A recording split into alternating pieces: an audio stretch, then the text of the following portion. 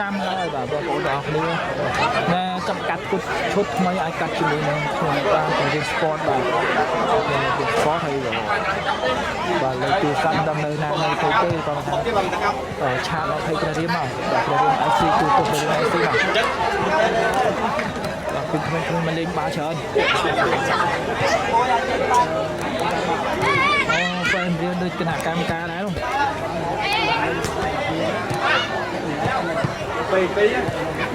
បាទអរគុណមែនតើបាទសម្រាប់ការចូលរួមរបស់ហ្វេនបាទគឺច្រើនមែនតើបាទសម្រាប់ការចូលរួមវគ្គផ្ដាច់ព្រាត់បាទពានរង្វាន់បាទសពរដ្ឋធម៌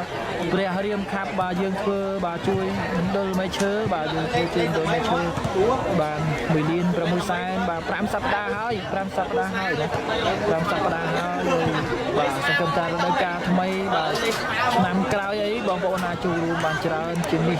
ច្រើនជាងនេះហើយយើងក៏អាចជួយទៅបាទកន្លែងណាដែលយើងអាចជួយបានដែលជាប្រយោជន៍រួមណាជាពិសេសគឺក្មេងៗដែលងាយនឹងរងគ្រោះណាអញ្ចឹងតំបន់នៅទីតាំងណាក៏យើងអាចធ្វើបានដែរបាទធ្វើបានដែរហើយគ្រប់គ្នាអាចធ្វើបានបាទពៀនបាទសំរដ្ឋធម៌បែបនេះបាទអាចធ្វើបានឲ្យច្រើនបាទសន្សំគ្នាជួយគ្នាបាទធ្វើម្នាក់បាទមួយម្នាក់មួយគ្រប់តំបន់មកដើម្បីបង្កើតនៅបរិយាកាសលេងកីឡាដើម្បីសុខភាពការប្រកួតប្រជែងខ្លាំងបាទប្រកួតប្រជែងខ្លាំងហើយបានជួយទៅដល់សង្គមទៅទៀតគ្មានអ្វីដែលល្អប្រសើរជាងការជួយនៅអ្វីដែលយើងអាចជួយបានបាទម្នាក់តែ20000ទេបងប្អូនណាម្នាក់20000ទេអាចចូលជាមួយនឹងព្រះរាមខាប់បានមានក្រុមមានអាយសន្តានស្រស់ស្អាតបាទលេងម្ដងអស់10000អីទេអញ្ចឹងក្រុមយើងបាទជាក្រុមធម្មតាបាទជាក្រុមធម្មតាក៏យើងអាចចូលរួមលេងបានយើងមានកីឡាករល្អយើងមានយុវជនស្រឡាញ់សង្គមយើងអាចចូលរួមលេងអត់ sponsor ក៏យើងអាចចូលរួមលេងបានដែរបើយើងលេងអស់តែបាទទឹកម្នាក់10000យើងអាចជួយខ្លួនឯងបានបាទជួយខ្លួនឯងបានខ្លួនពីប៉ុនខ្លួនហើយមិនតិចថ្លៃអំណរគុណដល់បាទតារាងលើក93ទេបាទគាត់បានផ្ដល់ឱកាសយើងបង្កើតលើកទី3ហើយនៅទីនេះបាទនៅខាងក្រៅ AVA ច្បារអំពៅហ្នឹងគាត់ក៏ចំណាយ live ផ្ទាល់បាទចំណាយ live ផ្ទាល់ហើយក៏ចំណាយទៅលើបុគ្គលិកកាន់កាមេរ៉ាទៀតបាទ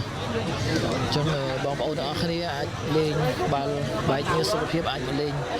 នៅ page លេខ98 sport បានបាទហើយតម្លៃក៏ធូរថ្លៃដែរបាទតម្លៃគាត់ចុះឲ្យយើងបានច្រើនមែនទែនបាទហើយតំណាងក្រុមកីឡាករទាំងអស់គាត់យល់បាទអ្នកដែលចូលរួមលេងពានសប្បុរសធម៌ព្រះរាមខាប់លេងល្អហើយបាទគាត់យល់ពីបាទហ្គេមបាទគាត់គោរពដល់អ្នករៀបចំបាទគាត់លេងដើម្បីប្រកួតប្រជែងហើយគាត់បានជួយទៅដល់កុមារទៀតបាទជួយទៅដល់ក្មេងៗដែលងាយរងគ្រោះបាទចាំមើលតង់ទី2បងប្អូនណាតង់ទី1គឺ1ស្មើបាទ1ស្មើរវាងច្បារអំពៅបាទ369ជាមួយនឹង